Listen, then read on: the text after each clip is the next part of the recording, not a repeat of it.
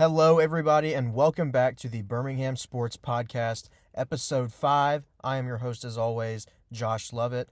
We've had a busy night of basketball for UAB. We've got some other news for Samford, the Stallions, and the Legion.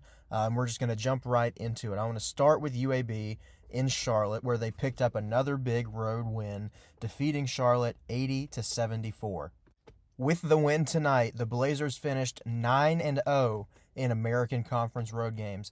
They become the second team in conference history to go undefeated on the road in league play, and the only other team to do that was Houston back in 2022-23, and that team went on to make a Sweet 16 run in the NCAA tournament. It is also historic for the Blazers in another way. The only other time the Blazers finished with a perfect conference road record was back in 1981 and 1982, a season that ended with UAB advancing all the way to the Elite Eight. So clearly history is on this team's side, but they've got work to do in the conference tournament if they want to get to the big dance. This one did have a pretty incredible finish, however, as UAB scored on its final 16 possessions of the game, completely taking control down the stretch. And this is such a big development for this team because, like we've talked about, this team has struggled putting the ball in the basket at times, and scoring on 16 straight possessions at any point in the game is huge for any team. That's a really solid 4 to 6 minute stretch that you're scoring on every possession, and it just could not have come at a better time for this team, especially that late in the game, but also this late in the season. And a big reason why they were able to do this, second chance points. UAB dominated the glass and turned that into offense, outscoring Charlotte 20-2 in second chance points. When you create that kind of advantage on the boards, you're going to win a lot of basketball games. Individually, Chance Westry put together one of his best performances of the season. He finished just 2 rebounds short of a triple-double with 20 points, 11 assists, and 8 rebounds, impacting the game in every way possible. Now the Blazers turn their attention to the final regular season game, which comes on Sunday at 2 p.m. And there's something meaningful on the line. A win would give UAB its 6th straight 20-win season under head coach Andy Kennedy. So all the momentum is starting to finally get behind this team and is starting to be in place. And the history is there, and the Blazers are going to try to finish the regular season strong before they head into the American Conference Tournament. We will have that bracket for you whenever it is finalized. Before we move on, we want to send our thoughts and prayers to Skip Holtz and his family. Skip posted on X earlier today that his father, the legendary Lou Holtz, passed away at the age of 89. Lou Holtz was not only one of the most recognizable figures in college football, but was also a hugely influential motivational speaker whose words reached beyond the football field. After winning the 2023 Spring Football Championship, Skip Holtz shared a lesson his father always told him. If you ever see a turtle sitting on top of a fence post, you know he didn't get there alone. The meaning behind that message is simple. Success is never achieved alone. It's the people around you, teammates, coaches, family, and supporters who help put you in a position to succeed. That message clearly stayed with Skip throughout his career, and it's one of the many lessons Lou Holtz leaves behind. So once again, we want to send our thoughts and prayers to his family in this difficult time. Moving on now, the Southern Conference did put out its postseason awards, and 2 Samford players were honored.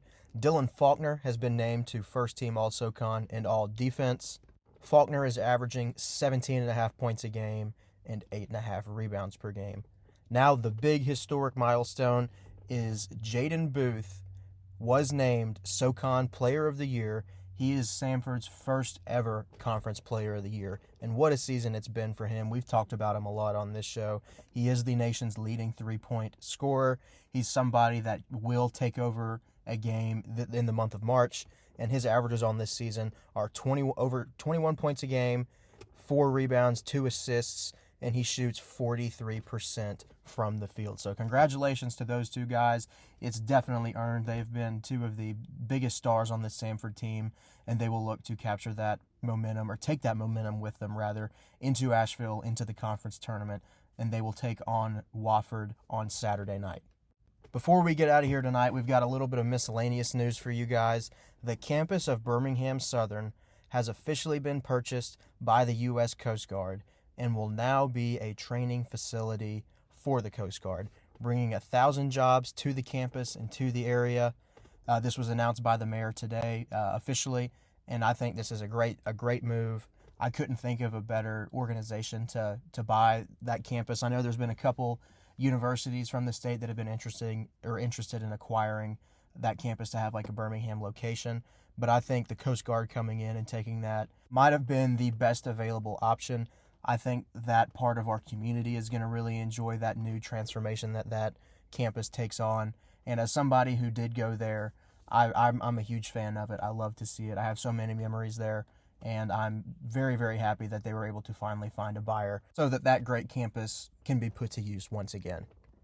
And I want to wrap up the show tonight to remind everybody that the Birmingham Legion have their home opener this Saturday night at 7 o'clock. It is Mascot Mayhem. There's going to be fireworks. Be sure to get out there and show support for your local soccer team as they have their home opener. But that's all that I have for you guys this Wednesday night. I want to thank you guys for listening or watching, and we will have you covered on Sunday with the weekend recap show with what has gone down in Asheville for the conference tournaments. We'll see if Samford is able to advance past the semifinals, and we could very well be leading into a conference tournament championship game appearance for the Bulldogs on Monday night. But thank you guys again for watching, and we will see you on Sunday.